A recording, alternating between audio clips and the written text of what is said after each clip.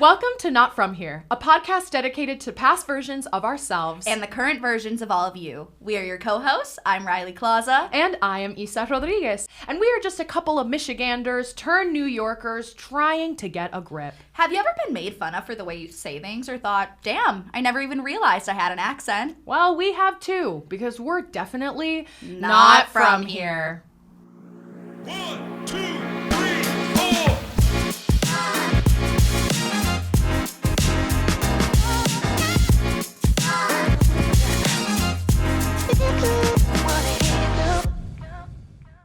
Hey!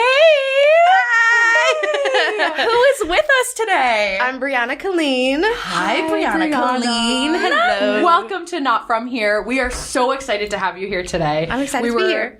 Sorry. No, you're good. We were just chatting about how we've been trying to make this work for a couple of weeks, and it finally worked. And so we're happy to have you. I'm happy to be here. Yay! How are you doing today? How are you feeling? I'm good. I feel like I had a late night, so this morning I woke up and I was like, hello to the world. So I feel like I'm still waking up. But the cold and rain this morning, It's not helping. it's not. It's I'm not. not into it. I can't lie. Yeah. I just can't with this back and forth. It was so nice, 2 days ago? Yeah. So sunny. I was like, spring is coming. Right. And then now it's disgusting. Also, the groundhog fully said 6 more weeks of winter. 6? Did he stutter? He I feel like I need to fight him, because at this point, I feel like it's him. I need him to be He really one more is just week. making the decision. Yeah. Puxatawny Phil, I'm going to have a chat with you. Not from here. Right. We're coming for you. All right, Brianna. Well, we want to know everything about you. So tell us a little bit about where you come from. Where are you from? How'd you get into music? How'd you get into theater? Yeah. Share. So I'm from Dallas, Texas. All right. Southerner. Yeah. But I was born in St. Louis, raised in Dallas. Okay. And didn't do theater growing up. I was a church kid. My parents were pastors. And so I grew up around gospel music, and my dad was a producer as well with gospel music. And so I grew up around music my entire life. It's bizarre to me when people are like, oh no, I don't listen to music. In my family home, we didn't really listen to music. I'm like, that's all we did. It was music all the time, which is really cool because it goes back generations in my family. My grandpa was a singer and had a guy group, and the whole thing. He still performs with them, which is so dope. And my mom sang in the church growing up, and that's how my parents met. They both sang in the church, and so music is in my bones. Yeah. And so I grew up singing, but I didn't know what theater was. And my senior year of high school, actually, my freshman year of high school, one of my best friends was like, hey, you should audition for the musical. And I was like, what's a musical? I didn't even know what it was. Mm-hmm. And he was like, well, have you seen Annie, the movie? And I was like, so yeah. I was like, yeah. And he was like, it's that, but in real life. And I was like, oh, I had no clue. And so he was like, you should audition. So I auditioned, and my first musical was You're a Good Man, Charlie Brown, and I was Snoopy. Okay. Right off the bat. Right. And so that kind of started the journey, but I wasn't set on it. I was like, I'm going to be a jazz musician. I thought I was going to be in jazz clubs, singing it up, singer-songwriter. Yeah. But then my senior year of high school, my theater director was like, I think you'd be really good at theater. And I was like, and he was like, you should audition for Oklahoma City University. And I was like, Oklahoma? And I just saw tumbleweeds rolling by, and I was like, ah. But I was like, fine, I'll do it for you. So it was the only theater school that I auditioned for. And I went in and had no clue what I was doing. I had no clue what I was doing. They were monologue, contrasting. I was like, what is a monologue? I did not know what I was doing.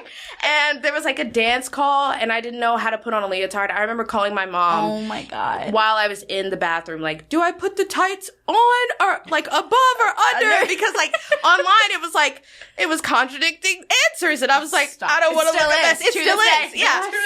I had no clue. I went with under. I think it was a good call. I think that's a good call. Yeah. Especially at the time, college auditions. Yeah. Over would have been crazy. They're she's pulling out Fosse. Right, literally, too much. So I ended up like auditioning. I had laryngitis when I auditioned. I auditioned, of course. I auditioned. It always. I auditioned with I'm Here from the Color Purple, and When He Sees Me from Waitress. Yeah, contrasting. Contrasting. And so with laryngitis too. Right, it was crazy. She must be a star. It was crazy, and ended up getting in, which was really cool. And I remember like being like, no, I'm going to do jazz. And just things ended up working out in a way that was like open doors for OCU. And so I decided to just do it. I was like, I can always go back if I want to do something else, but this really feels like the place that's opening up. So I ended up pursuing musical theater, and then graduated early in 3 years, and then moved to New York. Oh my Wow. God. And that was it. Yeah. I've been here ever since. So amazing. I know you just talked about like the jazz path. Yeah. Was New York always the plan regardless, or was that more once you dove into theater? It was once I dove into theater. I don't know why. My brain was never like, this is where I want to live. Like, I never had a place in mind. Okay. I loved Paris. Like, I was, like, obsessed with Paris. oui. Right. The only reason why was the Eiffel Tower and fashion, though. Like, if you had been like... That's fair, though. Right. If you had been like, okay, but, like, do you like Europe? I would have been like, Yeah. I don't know. Like, I was gonna go. Yeah. So, like, that was the only place in my mind outside of Dallas that I pictured living in. And then... everybody in college was like, New York, New York, New York. And that was when, like, Atlanta was becoming, like, a thing. Obviously, LA is always a place, and Chicago. And so those were kind of like the four that kept circling around. But, of course, everybody's always like, New York, New York. Yeah. And so I ended up visiting New York in 2018 for the first time. And I was so underwhelmed. I remember being, there's like a video of me in Times Square for the first time. And I'm looking around and I go, all right. Is that it? Like, that's it. It's just screens. I was like, guys, it's just TV. I was like, this isn't even cool. So, like, that happened to me all the time in New York, where I was just like, Yeah. this really isn't much. I kind of love that, though. I'm like, we're Times Square haters too. So like, Truly.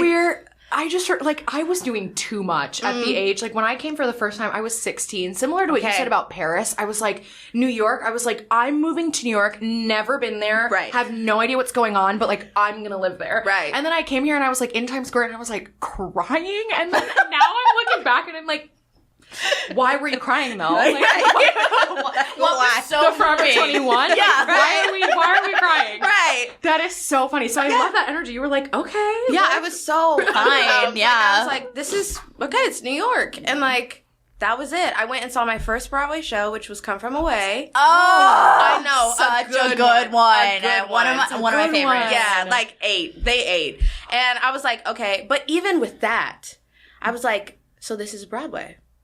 Like, I wasn't like, oh my God, this is Broadway. Yeah. I was like, this is Broadway. They're talented. They ate that show up. They told the story. I love it. And then I left. And that was it. Like, there was no, like... on to the next. There was no, like, flashing lights, like, signs being like, New York is the place. I was kind of just like, okay, heard. Like, okay. Yeah, so I left. It wasn't like, I'm going to move here when I was there. I left. And then... I did a contract in Chicago. It was my first professional contract, and I fell in love. I was like, oh my God. It was the perfect blend between like city and South. Like, it was like Midwestern city collide. You have like your white picket fence far enough from the city, but you can also go to the city and have cool stuff. Like, it was like the best of both worlds, and it's clean. And I was like, this really feels like a great place. But the one thing that I kept circling back to was like how tight-knit the Chicago world is, like, theater-wise. It's kind of like a close-knit family, and it's really hard to break into unless you have like the in. Whereas New York is like bigger, and you can get in a lot of different ways. And so my brain was still going in between the two. And then I did a competition here, a singing competition that landed me my agent. Wow. And he was New York based. Okay. And it was like, shout out to Dave, love you, Daniel Hoff. It was like a great pairing. And I was like, okay, if you're going to have a New York agent, you got to move to New York. Yeah. And so that ended up being the kind of like tip of my decision was to move here because of that. But I've always said, I'm like, I'm going to be here for a couple of years when I feel like my resume is stacked and I can like walk into rooms in Chicago and them like know my name. That's when I'm moving to Chicago. Yeah. Like I'm going to go eventually. I love that. Yeah. love yeah. that. So that's kind of the New York journey. Wow. Yeah. Me and her have beef though. Okay, no, that's fair. So do we. Yeah. You came to the right place. I'm like, let's talk about it. No, so now I'm curious, how was the transition for you coming here? Do you feel like it kind of like rocked your world, or were you kind of like walking through it like, okay, you know? That's a good question. I am a type of person who can just, things can be thrown at me and I'll be like unfazed. Kind of like when I came to New York and I was like, Okay. Like it's kind of just like, unless it's like world shaking, I'm typically just like, okay, here we are. And so when I first moved to New York, I was like, I did it on my own. I came with like 2 suitcases and a dream. It was literally Annie. I was like, here I am. 2 bucks, 2 bags. Right, 2 bags. Yeah, literally. And so I was like, I moved in with a friend that I knew from college. I was subleasing. And then I booked the Hairspray National Tour. The second week I was here. Insane. So I was gone. Oh my God. I got here 2 weeks. I celebrated my birthday 2 weeks later. I was gone. And so then I was on tour for like 4 months. Wow. And then I came back and I booked a show in the Hamptons. So then I was in the Hamptons at Bay Street Theater. So I was gone. And then I came back and my sublease was up. And so I moved to the next place. I moved to a place in Hell's Kitchen and I was there for like 2 months and I had told my agent, I was like, I need a break. I don't even know the city. Like I haven't even been here. So I took like a 2-month break and then I was home for the holidays. So I was really only here for like 2 months my first year. And then the next year is when New York decided to just consistently punch me in the throat. It just kept going. And so that's when it was like, so it wasn't even the moving to New York. It was like the things that would happen here. It wasn't like the price of rent. It wasn't learning the subway. It wasn't any of that. It's the horror stories. It's the horror stories. Tell us. Give us Oh my God. all of them. The We first love thing, them. okay. Where do I start? The first thing that happened to me was I got peed on the subway. No, you did not. I'm so sorry. Fully peed on the subway. Yeah. No. Okay, wait. Yeah. If you can go into detail. Oh, I can. Okay. Please go into detail. I remember this vividly. So this was actually my first day here. So my first day in New York, I had moved in all day. I got my bags. I unpacked everything, and I had an audition the next morning. And I was like waking up like super early after going to bed like at like 2 a.m. because I'm an unpacker. I'm like, unpack everything. Get it out of the way. So I got up at 2 a.m. My audition was at 9. I lived in Astoria. It was at Pearl. So obviously, good start. So I wake up and I'm like, okay, here we go. I pack all my bags. I'm like, gonna pick up my headshots at Staples, and I'm like ready because this is like maybe I had flown back and forth before I moved up, so this is maybe like my 6th audition like in the city. And so I go and I'm on the NW line. Okay. I go into an empty car. Mistake number 1. I didn't know. You didn't know. No one told me. Know. No one told me. I know. So I went into an empty car. And I'm over here like, an empty car? I'm like warming up like literally like has no clue. You're like, this is an Uber. Literally. I was like, this is amazing. And so I'm sitting on the train and about 2 stops in, these 2 guys come in. And they're obviously like drunk. And I'm like, bro, it is 7 a.m. Yeah. What were you doing? So I'm like sitting here like looking at, you know how you do the thing where you're kind of like. You're like looking, but you're not looking. Right. Yeah. And they're sitting at the opposite end. So I'm like, I feel fine. Yeah. Somebody's probably going to come on in the next stop. If they don't, I'll move to the next car. Yeah, perfect. But the next stop, it's that one where it's crossing over the bridge. So it's a long wait. You're like sitting there like, so they start scooting down and they're like, being drunk, whatever. And I, mind you, on the end car, like the end, like seat. Like you know how it's like, Yes. So they're like starting over here. I'm over here. They eventually move down and sit directly across from me. No. And I'm thinking to myself, is it worse to like acknowledge them and move? Because then they could just move with me? Or is it worse to sit here? I like couldn't tell. I was like, So I had my pepper spray out because I was like, you ain't getting me. Yeah. And this guy, one of the guys gets up and he's like talking to his friend. Like one of them is sitting down and he's turned to them and I'm here. Okay. And so he's like talking to him, leaning over the bar over him, and he just turns around so fast. His fly's already down. Starts peeing on me. I literally was like, like standing up, like, oh my God. And like I moved to the other side and they're just laughing. Like they have no clue. I don't even think he was like consciously like, let me pee on this girl. Yeah. I think he was drunk out of his mind. And he was like, I gotta pee. I gotta pee. Oh shit, I got it on this girl. And so I'm like, oh my God. That's when the train decides to get to the stop. And you're like, and I'm over here like off the train like, oh my God. I just got peed on at 7 a.m. Yeah. So I ended up not going to the audition. I turned back around, went home. Yeah. Threw everything out, took a shower. They were my good shoes too. No. And I was so upset. And I still went to the audition that day. They pushed my time back, which was nice. Oh. But what, did you call up and be like, hey, no, I got literally, peed I was on? No, because come on. So, I was like, I'm not making this up. I did just get peed on the subway. Like, I can't make the audition. And one of the guys who's the casting assistant for The Office knows me from college. And he was like, oh my God. He was like, didn't you just get here? Are you okay? Yeah. That was my first horror story, the first day I was here. I can't imagine like a worse start. Yeah. Truly. Yeah. I literally was like, okay. And then every day now on the subway, I stand. Mm-hmm. I am a watcher. I'm like, someone gets on the train and I am automatically, like, no matter who you are, I am like a clocker. Yeah. Like, you will not get never again. Not today. Yeah. Crazy.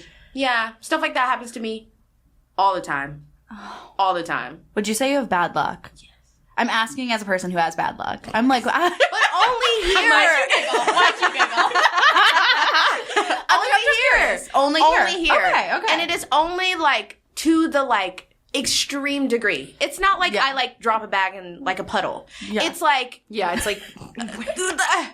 apartment that floods, like that type of vibe. My apartment has flooded so many times.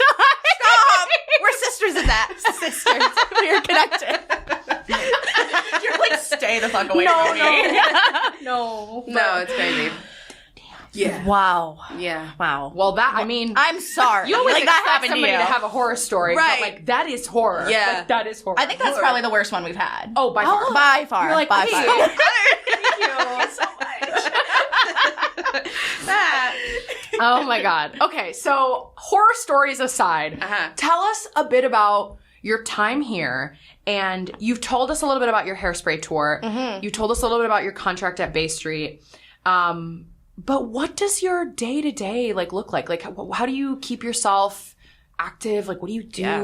What does your lifestyle as an artist look like? Yeah, I am a Jesus girly. That is like how I stay human and grounded through all the horror stories. Mm-hmm. So that's a big part of my life. Like journaling, meditating, worshiping, like that is what I do.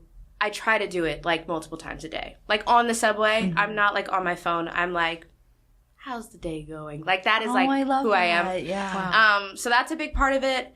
I'm a virtual assistant girly. So I get to work from home, which is nice. So sexy. Yeah, it's a good gig. I got it in college, so I get to keep doing that. I love working out.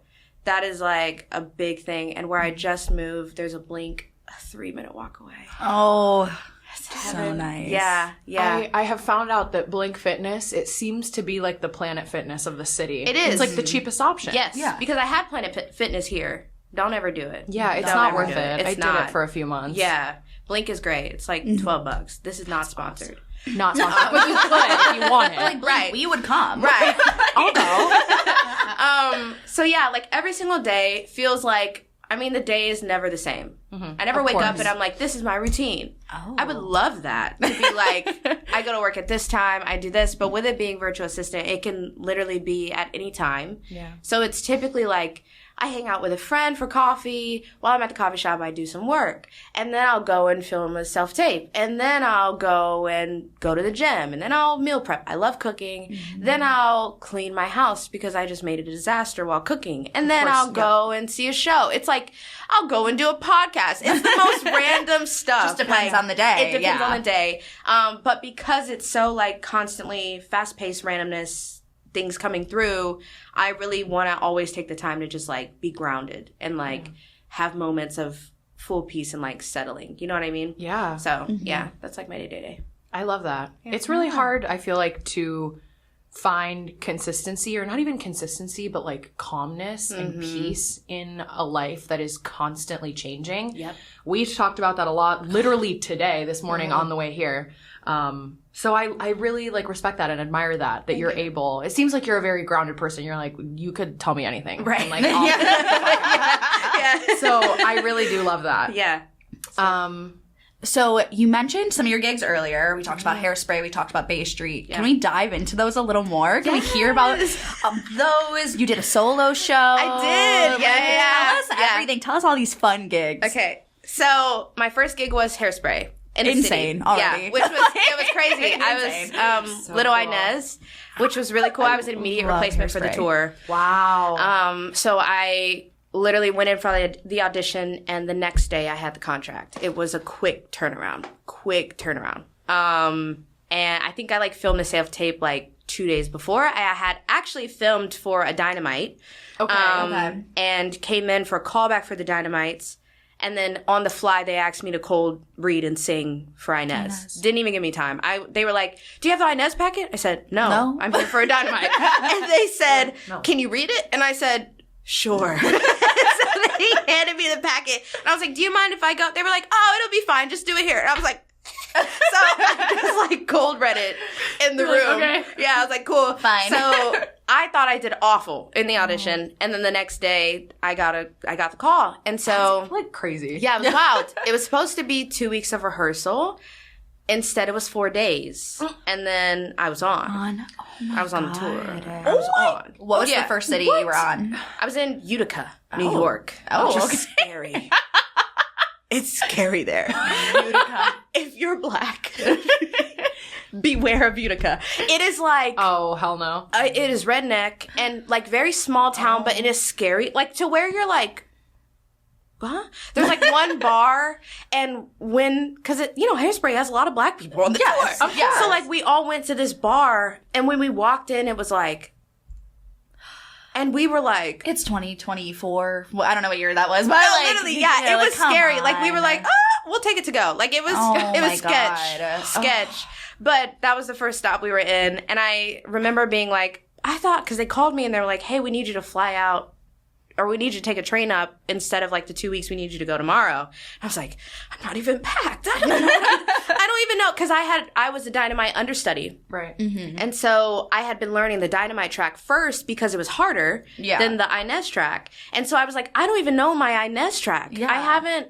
We haven't even touched it yet. They were like, we'll send you a video. And I was like, A video? so that was literally like how I learned the Inez track. And even the Dynamite track, we were in a room in Pearl, and it was me, the choreographer, and 2 other girls that were also joining. They were Dynamites. And so all we had was like tape and no numbers, no set pieces, no nothing. He would just be like, there's going to be a flying thing here, so don't run into it. And behind you, somebody will be cartwheeling and I was like, he was like, so Inez, you have to stay right there. You get hit by this and this and this. And I was like, yeah, that's You're how I just learned like, it. okay. Right, yeah. Okay. Yeah, so that's how I learned it. And then I joined the tour. You said 4 days? 4 days. Oh my God. It was crazy. And then That I is learned insane. the video on the train ride up. And then I was on the next day. It was crazy. Yeah, crazy. So then I joined that tour. I was there for like 3.5 months, 4 months. And then I thought I was coming straight back to the city. And then I ended up getting a call about an audition I had when I'd first moved to the city that I hadn't heard back from. Mm-hmm. They were like, hey, Ragtime at Bay Street needs a swing. Do you want to take it? And so my last day, literally, of Hairspray, I got the call that the next day rehearsals were starting for Ragtime. So I finished the show and flew an overnight flight to the city and started rehearsals the next morning for Ragtime. Oh my God. It was crazy. And then I was a swing for that show. And the way they did it, Ragtime usually has like 20 plus people. It's a big show. Yeah. We had, I think, 14 people. So when they said I was the swing, every person was essentially like 5 roles. Yeah. So when I was swinging 4 girls, I was swinging like 20 people. And so my brain was always like, it was crazy. Yeah. Do you feel like those experiences that sound super accelerated, do you feel like they helped you kind of learn a little bit more about what the professional industry is like out here? Yes. Because both of those were so quick-paced and, like, unexpected, think on your feet type things. When I get a self-tape that's due in 2 days, it's memorized in, like, an hour. Like, it's like... that type of stuff becomes easy. You've like trained yourself to be able to pick it up quickly. Exactly. Yeah. My brain knows how to work in order for me to remember things. In auditions, like if it's choreo, I know how to like pick it up quickly now. Even college didn't prepare me for it. It was because even in college, it's like for a grade or like when you get into the rhythm of auditioning in the city, it's like to get a job. It's high stakes, but like not the most high stakes. When you're told if you move a number over, you're getting hit by a flying thing. Your brain has to be like, I can't mess up. Like this is my life. Like I can't mess this up. Dangerous out here. Like even swinging, it's like when you're not in the rhythm of the show, things like moving sets and like choreo behind you to not have the rhythm. And you can be off and get hit. It's stuff like that where it's like you really have to be on. And so when your brain knows that and can process things quickly enough to make sure that you're safe, when it's low stakes, like learning an audition, it's like, I just have to learn an audition like, today. It's choreo in the room. No biggie. Yeah, like this is so chill. So it definitely like shifted my perspective. And it also made me realize the business side of things, like how quickly people may be needed.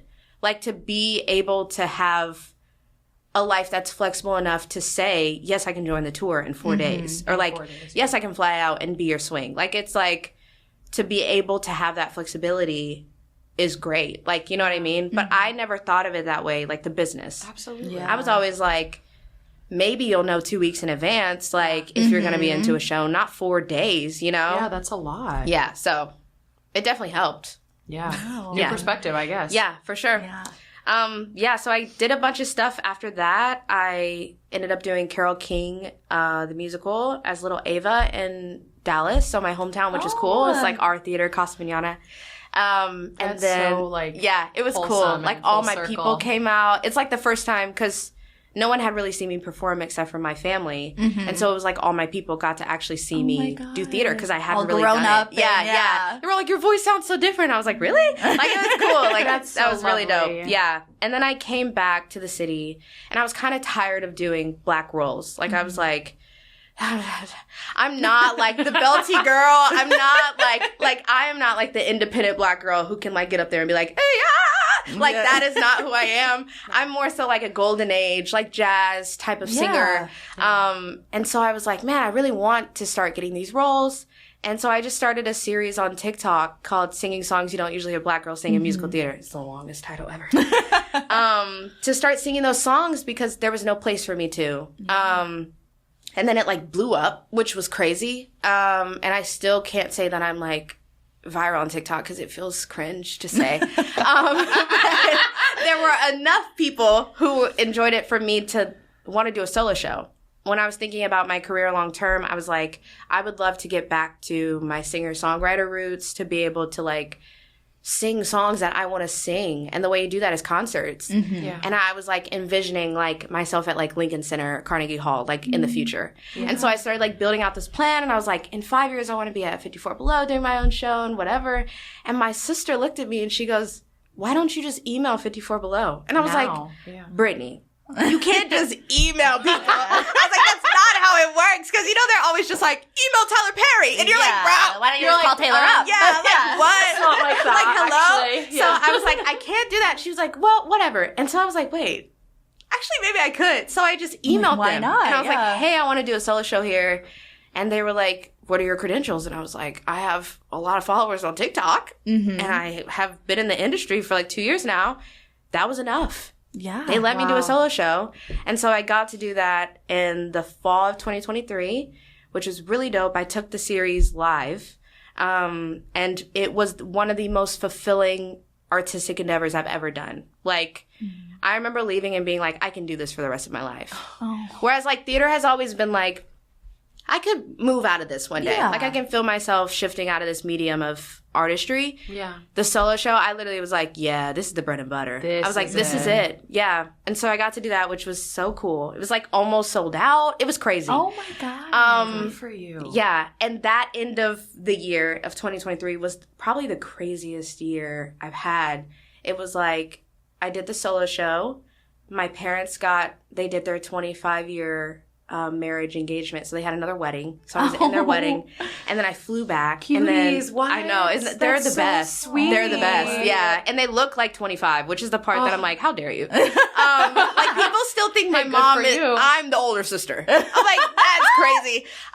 So then I came back and I got to do a singing competition with Playbill and this company called Prudential. And they had us sing, money. Like, I'm dating a finance bro. Yes. It's not even a finance bro, but I know Prudential. Yes, Prudential's huge. So they paired up with Playbill to, like, do this whole competition. And my friend Chris Richie, shout out to you, Chris. I call him my manager because he will just send me competitions and be like, you should do this. Mm-hmm. Or, like, he'll send me shows and be like, you should submit. He's like, get out there. Yeah, literally. He's the best.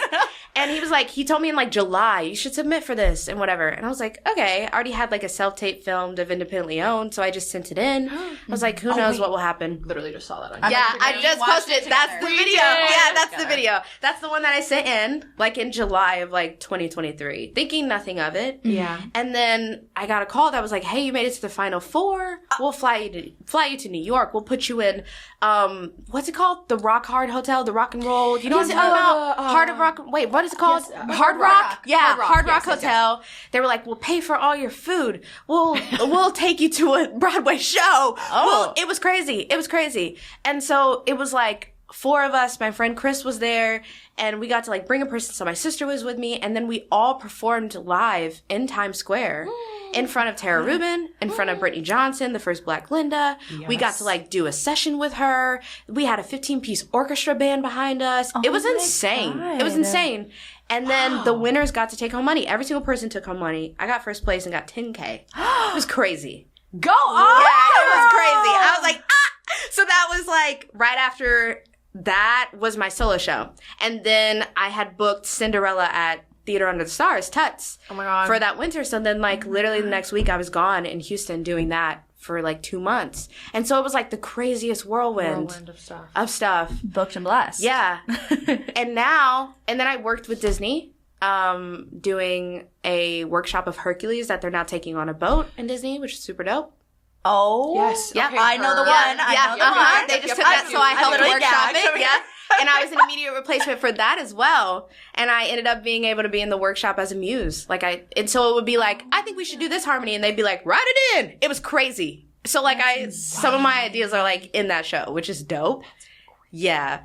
Those developmental processes are always so just like rewarding because you're watching so many things happen and you're like, oh my, like, yes. Okay, we're we're moving and grooving right now. Yeah. And like you come in every day and it's like, scratch everything we did for 8 hours yesterday. We're starting over. Yeah. And it's so cool to like have your brain just think of more creative things. Cause I feel like sometimes we get to like a creative idea and we're like, that's good. Let's keep it. And it's like, but what happens if you just like, and like keep going. You know what I mean? Maybe something better comes in. Exactly. And so that's kind of what it was every single day. You would wake up and just like new ideas. It was so dope. Oh my God. And now, and I love being able to have this like duality. I have been a whole year unemployed in theater.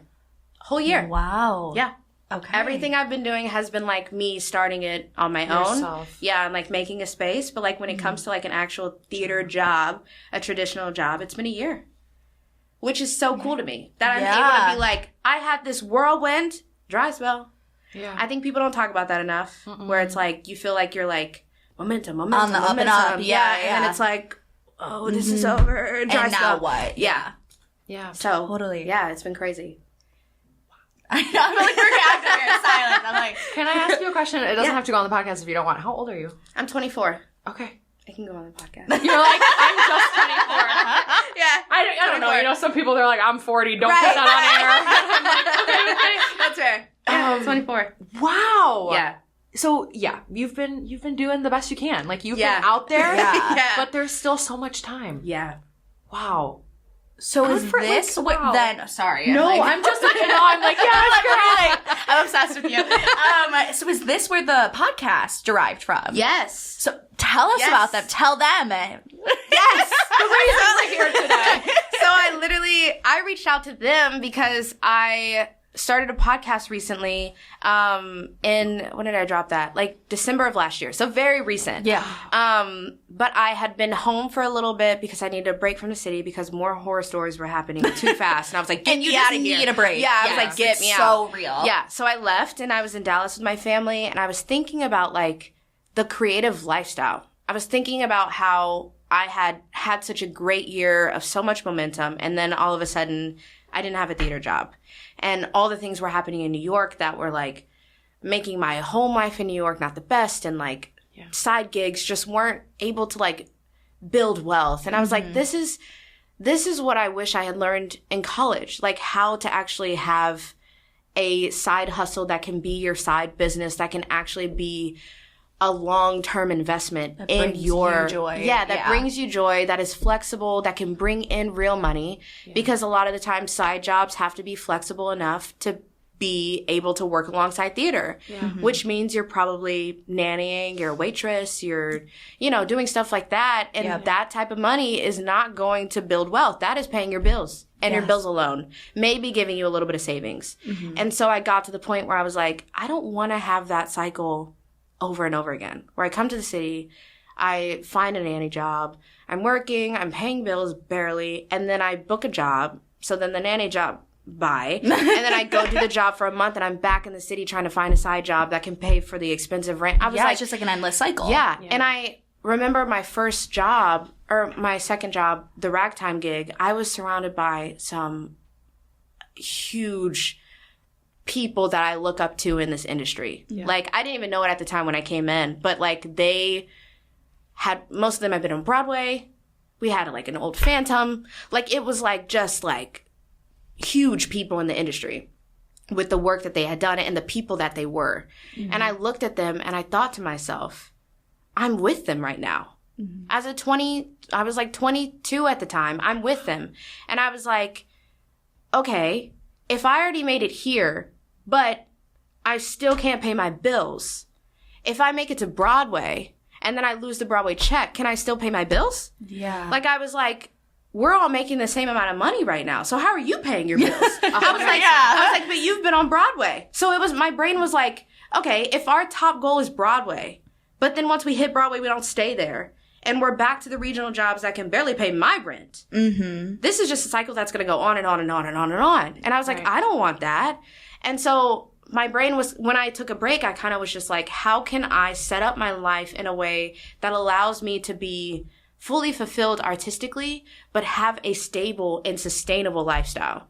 And so I started thinking about it and I was like, it's not just finances, it's our mental health, it's our relationships with people, because we have a transient job, so we're out of the city sometimes, and then you don't talk to your friends for a month, and you meet these people, and you bond with them, and then they move back to where they live, and then they're gone.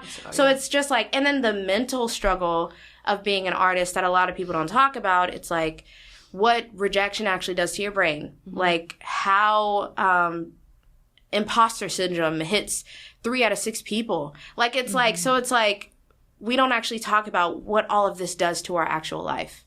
And I was like, I wish somebody had said that to me at the start. And that would have helped me start building my sustainable career sooner. And so I started a podcast on it because I was like, people need to hear about this. And I don't even know what I'm doing half the time, which is like, preach. Like, I have no clue what I'm doing, but I know that it is like work that needs to be heard. Because a lot of people don't even recognize that it's a struggle. It's just like the mindset of an artist. It's like you grind, you struggle for a long time. You know that you're going to be waitressing maybe for 20 years, and then you get the break. I'm like, great, you got the break. But what about your life? But then what? And I think I had that perspective because Broadway to me was Broadway. I was like, oh, that's Broadway. Cool. It wasn't. It wasn't Broadway. Yeah, because I didn't grow up with it like being Broadway. So to me, I was like, this is a good job. I'd love to do that as a job. 100%. And so I'm like, but if that job can't actually sustain me, then how do I what do I do? Yeah. Exactly. So it's like not shoving it aside and being like, okay, since this isn't sustainable by artist career, it's like, okay, how can I do this and still have a life? And so I started the podcast on it, and I'm really proud of what I've done. It's been cool to like research it, and I'm doing like scientific studies. Like, it's crazy. It is awesome. Thank we you. listened to your first episode the other day, and I just have to say, like, I'm so inspired by what you're doing and what you're saying, and also like the music with it. I'm like, yes, it's so fun. It's so fun to listen to. It's not every other podcast, which is amazing. It's unique to you, and like you said, unique to this message. Yeah, that is necessary. Yeah. Like, we to some degree get it. Like, there's a lot of stuff that you go through, and it's like you don't see that. You see people like posting online, like, I booked, I'm doing this reading, I'm doing this, I'm at audition season. That, like, can we talk about that for 1 second? Please. I, for some reason, get so, like, unbelievably, like, not even, like, upset, not angry, but it just does something to my body when I see someone, like, post a mirror picture being like, audition day, audition today, audition season, and I'm like, where though? Like, I'm sorry. Right. Send me the link. Send me the address. Please. Because what do you mean audition season? I'm getting 1 or 2 self-tapes. You know, and so then you're like, am I not doing enough? Am I not in? What do I not know that they know? And it's like, no. Like, everybody just has different things that they're doing. Like, that girl at the audition season picture, like, she's got appointments, girl. You don't have those, and it's okay. But it does something to your psyche a little bit. Yeah. And you're calling home, and you're like, oh, things are good. You know, I'm living the dream. And they're like, you are, keep going. And I'm like, I will keep going to my 9 to 5 for 6 days a week. You know, like, it is an insane thing that no one talks about, because no one outside of the industry really cares about actors. Exactly. We're actors. Like, oh, they'll be fine. You know, those crazy folks. Just still play pretend for a little bit. Yeah, and you're like, it's like, oh, there's a lot that goes on here. And I think, like, even I'm actually writing an episode on that. Like, the comparison. The comparison game, but also, like, how your brain will always try to keep going to the next thing. Yeah. And instead of living in the present, you're living in the future, or even you're living in the past. So, like, me, I could be stuck on the year that I had instead of this dry spell. I could be like, man, I was doing so good, and why am I not doing that now? And, like, what is happening? And then keep going. Yeah. Or even you can be stuck in the future of, like, I eventually want to be here. This is what I want. This is what I want. This is what... Your present is really what matters. Yes, use both to inform where you're at and where you're going. But if you're not sitting in your present, then you're actually hurting your mind. God, I needed to hear this. I feel like I'm in therapy. I'm like, yes, tell me more. Right. So we do need, like, artists on artists therapy. We do. We do. And the next, oh my gosh, I could talk about this all day, but I won't. Another episode that I'm eventually doing is with a good friend of mine who's a psychiatrist and therapist. And we're going to talk about grief and how actually not getting jobs is a disappointment. And a disappointment is when you have an appointment that doesn't happen. And so it's like, anytime you're like, I could be doing this, and then it doesn't happen, you actually need to process that as grief. Your brain does. Yeah. But if you don't actually process it, it just stores up. Yeah, because you, like, imagine this whole, like, I'm going to book it, and I'm going to move here, and I'm going to do this, and I'm going to do whatever, and then it doesn't ever happen. Exactly. Unfulfilled hope. And it's like, what does that do to your body and your brain? And if we're not actually processing that, then we're hurting ourselves. Mm-hmm. So I'm actually going to have her on. It's literally going to be a full therapy session because I need it. And I'm like, we will be tuning in. We will be tuning in. Yay. Wow. We have lots of guests on. We love our guests. And we've started to realize that, like, guests is where we, like, really, like, find the meat of our podcast, because it is so incredibly inspiring and relatable to hear other artists talk about what they've gone through, even if it's different from our experiences. But you're just such a wonderful guest. Thank you for like coming on and talking to us. Thank you for having me. Oh my God, because your perspective and your just like your energy is really inspiring and like gravitate. Like we gravitate. I gravitate. I'm gravitating a lot. I'm gravitating. So thank you for sharing all of that. Thank you. We should all be talking about that more. I believe that. Truly. Absolutely. For sure. We have a few more minutes. Do you want to talk about the Grammys? Yes. Okay. We're like, if we have time. But we wanted to. Wait, yes. Question. Something else you want to share? I never said the name. It's called Suffering for Art. Okay. And true that. Right. What is it on so that people can find it? Everything. Spotify, YouTube, Apple Podcasts, everything. Good. Yeah. Okay. Amazing. So make sure to check it out. Period. I'm trying to think. One more question before we talk about the Grammys. Oh, yes. You have to. What would you say makes you not from here?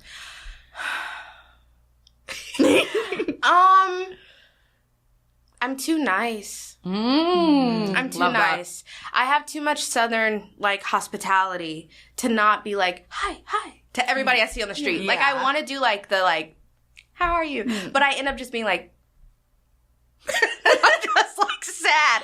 Because I'm, like, holding open doors. Like, no one does it. I'm always like, and then they just walk through and they don't say anything. Not even a like, thank you. Yeah. Yeah, like, I have too much Southern hospitality. When someone's, like, screaming bloody murder and we're all just walking by, I'm like, are you right, okay? Like, do you need help? You're, like, putting pressure on the wound. Right, literally. I'm like, are you good? Literally. I'm also like, oh my gosh, there's so much, like, so many people hurting in the city. Like, it's like, I want to help them all. And it's like, that's just not the thing here. You are blinders on. You are in your own world. You are grinding to make a living and you're just going. And I'm like, oh, what about people? I know. What about humans? And like, even though Southern hospitality can sometimes be fake, they'll be like, hi, how are you? They don't really care how you are. I'm like, I'd rather have that. Somebody like the option. ask. Like to like talk about it. Yeah. Even if you say, oh yeah, everything's good. What about you? It's still like a conversation. You're connecting with another with a person. human. Yeah. Exactly. Yeah. That's not the thing here. And it really isn't. Yeah. I think that's what makes me not from here. No one wants to talk. No one. Yeah. Like not even like hi. They don't want to talk at all. It is like they look at you and they just look.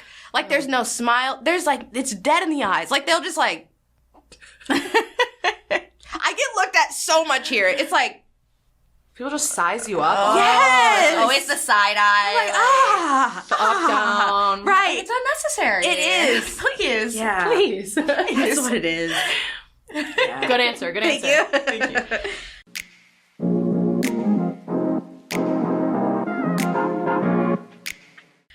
Okay. Grammys? Yes. Let's talk about it. It felt like a monumental Grammys. It was. It was. 100%. Let's get into it. There were a 100%. few reasons why. But Yeah. I don't know. Where should we start?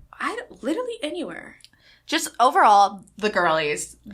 Girlies ate. They dominated this year. They really did. They really did. I feel bad for Billie. Oh, I do. so Love her true. down. So the fact that she didn't get And her album was so good. Is a little sad. That one hit. Ooh, but I've just been seeing so many TikToks, and it's like the Billie fans Are coming out. and it's like two things can be true at once, right? Like Beyonce can be deserving of Album of the Year, Right. and Billie can have also been deserving of at least one or two awards. Right. Yes, absolutely. But This the is whole true. who even is Cowboy Carter? Right. Like, I didn't even listen to a single minute of it. And it's like, okay, so then why am I speaking? Right. Yeah, you like- know what's weird? A lot of people are, like, obviously Billie was up for 7 Grammys. So that means a lot of other people had to beat her out. But we're only talking about the black woman who did. Yep. Wait, such Yep. I actually didn't even think It's about weird. Sabrina, I think, beat her out for 2. No one's talking about Sabrina. No one cares. No. Exactly. Who cares? But when it comes to a black woman, it's like, oh, She didn't deserve it. yeah, I don't It even know who was she Billie. is. I'm like, you know who Beyonce is. Please. Don't try me.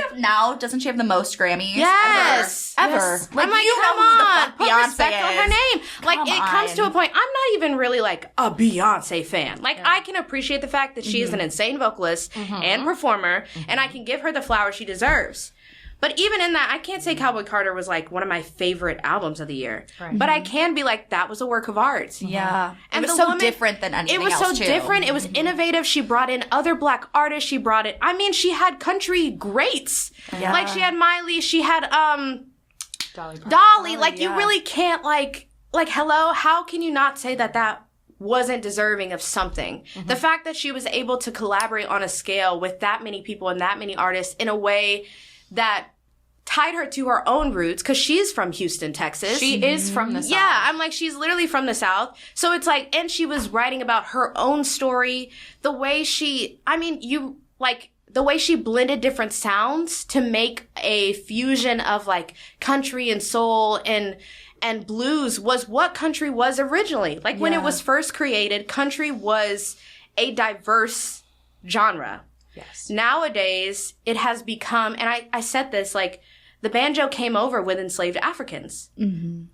Yeah. You can't have country without the banjo. Like, literally, like, so to say country is a white man's genre where it's like about beer and sex and that's just not true. Right, and it has one sound, one singular sound, and Beyonce didn't do it. I'm like, no, you don't understand what genre is. Yeah. You know what you listen to, and you call that the country genre. I'm like, no. Beyonce went back to the roots of country, and she did it well. And she brought in people who have influenced country today and influenced it in the past. And I'm like, that's a work of art. 100%. Like, hands down. I'm literally having chills over here. Right, like, you start to finish. She Yeah. has a clear...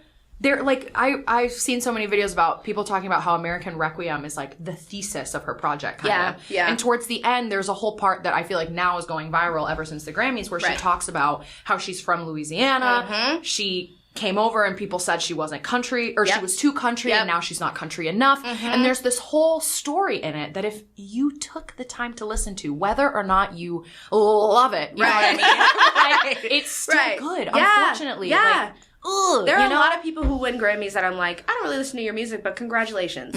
At the end of the day, it doesn't matter if you're like in love with the artist. It shouldn't be a popularity contest. It's not. No. I'm like, the Grammys for years have passed over Black artists. For years. When, in all reality, every single genre of music has been heavily influenced by Black people. Yeah. And there have been many a times when Black artists were up for awards and got moved over. Like, just completely, what Billie just had happen, that's happened for years for Black people. Yeah. But no one ever said anything when it happened to the Black people. They said it when it happened to their favorite white girl who makes music that they love. Who's incredible. But she's 23. She's 23 and has won how many has Grammys? time. She has so many. She's gonna have so many more. Beyonce waited how long for Album of the Year? I'm like, girl, you'll be okay. And so were her fans. But what really gets me more than anything, I'm like, yes, you can feel like Billie deserved that. That's fine. But recognize that she lost a lot of other Grammys. Yeah. So if you're going to call out the other people who won over her, call out everybody, not just a Black Beyonce. woman. Yes. Yeah. So that's what really gets me with that. It's interesting because you can also be, and that's why I made this series, the singing songs you don't usually have Black girls sing. You can be racist or biased with how you listen. If you were to hear me speak right now without seeing me on camera, would you think I'm white or Black or Hispanic or Asian? Like, what would you think in your mind? What would I look like? Right. You always picture, even if you don't even fully realize it, what people look like by how they sound. I got told all the time as a kid, you sound white, right? And I was like, what's Black sound like? Yeah. Hello? And there are times when, yes, you can have different connotations or sounds that may sound like the universal Blackness, right? But again, we're not monolithic. No one is. Yeah. And so you're going to have people who sound different but look Black. What we're trained to see, especially in America today, is that everybody should sound white. That is like the standard, right? That's the goal to hit. You want to sound proper, your music should sound like this. When you talk, you should sound like this, right? We have a standard of what it should be. And because the Grammys have continuously just pushed Black artists to the side, the music that has been pushed forward has been white music. Typically. Yeah. So when it comes to how we've trained our ears in the last few decades, it has been towards a white sound. So then to say that, this Black artist who made this country album isn't really making country, what's she doing here? Why is she even in the category? I'm like, you must realize, please, that your ears have been trained to be racist. Yes. You literally have been taught that this is what country sounds like and that is a white sound. Yeah.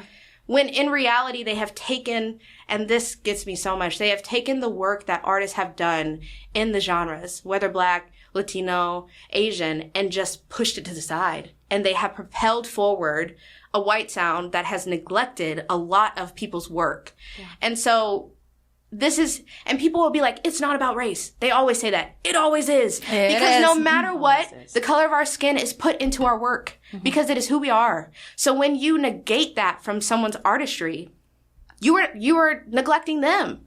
So it's like, in all of this, people have unconsciously wanted a certain sound, right? Beyonce brought something different.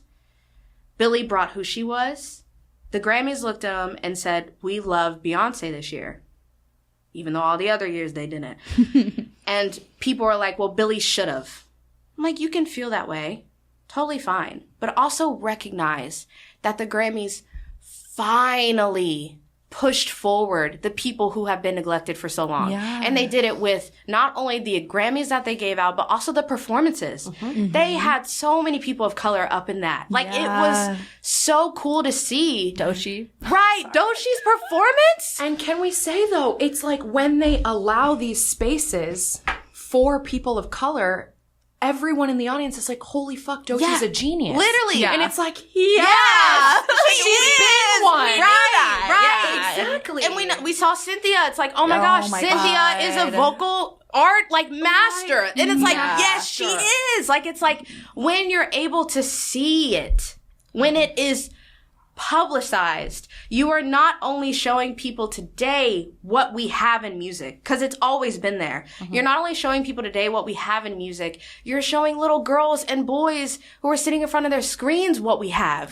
So that in itself is starting to push the narrative of what music should sound like. That white music sound, we are now blending it with other people's perspectives. And I'm like, that's beautiful in itself. That's how it always should have been. That is like what the Grammys are supposed to be. It's supposed to be uplifting everyone's artistry and saying, you did something beautiful here. Like, you deserve recognition for that. And a lot of the times that's not people of color, but this year, they did it right. And I'm like, even if you thought Billie should win, at least recognize that, that they did it right this year and that they gave Black people and people of color their flowers.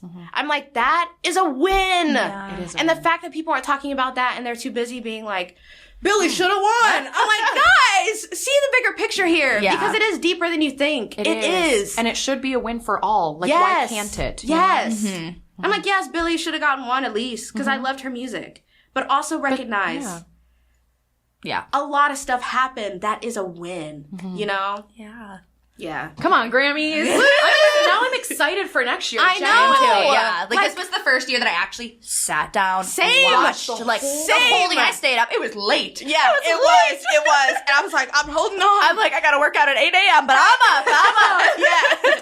Dude, also just Kendrick Lamar. Oh, yeah. They're not like us. I love him. And my like coworker brought it up to me, but she was like, did you see that he wore a Canadian tuxedo to accept his award? I didn't even think about it. I didn't even think about it. Walking up there to take his time to be like, thank you so much. Stop. Not like us, 5 Grammys. Woo, it's too good. I didn't even recognize that. I know. Oh my God. Like, no, the picture I keep seeing, it's like 2 haters at their prime. And it's like Kendrick accepting, and then it's Taylor in the audience like... Her dancing to Not Like Us is so too funny. I love how she just enjoys herself. And there was Mustard. He like came out and was like, somebody get my boy Kendrick like a broom. Like, he needs to like, he's sweeping the stage. And it just like pans to Taylor and she's like holding it. She's like imitating it. She's like, sweep. And I'm like, Girl's just enjoying herself. Yeah, she was just having a good time. Like, you're funny. Also, one last thing. Yes. Please look up the list of everybody else who won. They don't publicize everybody. I think like I could be absolutely incorrect, but I think it might be the most Black people that have ever taken home a Grammys in a singular Grammys. Like the jazz category, the gospel category, like literally just like Black people, like incredible artists. So I just had to say that because that was dope too. No, they never, like they do some during like commercial breaks and stuff, but you never see that. You see like the big major categories. Yeah, for sure. Thank you for saying that. Yeah. Thank you so much for joining us today. We had the best conversation with you. Like, we did. Thank you for joining. Just for sharing your story and your words and your wisdom. You were so wise behind your years. God, I'm 25 and I'm like, how do I get there? How do I get there? Yeah. Where can the people find you? You can find me everywhere at Brianna Kaleen, Brianna Kaleen. Everywhere. Amazing. Thank you so much to Noah Wisniewski, our social media manager. Thank you for all of your work. Make sure to check out our YouTube channel to see all of his curated videos and check us out if you want to watch while you listen. If you want to keep up with us on social media, our @ is @notfromhere.podcast. That is NOTFROMHERE.PODCAST. And as always, I'm Riley Klauza. I'm Brianna Kaleen. And I'm Isa Rodriguez. And we are definitely not from here.